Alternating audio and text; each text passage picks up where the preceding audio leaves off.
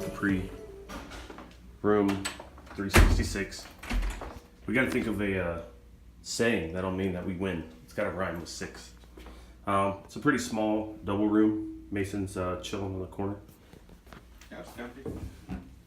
He says the chair's comfy. Bathroom. I mean, it's a standard basic.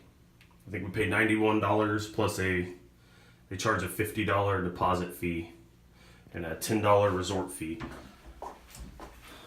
Bathroom or bathtub is pretty yikes, but you know, when you come to a place like this, you're just going to sleep. Who cares, really? It's got a full body mirror, so you can make sure your shorts are nice and short. And if you're a man, if you look to your left whenever you're in the bathroom, you can watch yourself take a leak.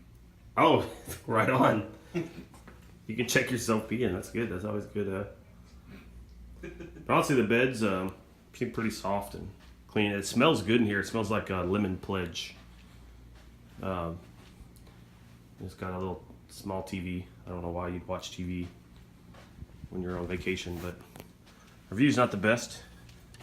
But again, we get a nice semi-truck lot.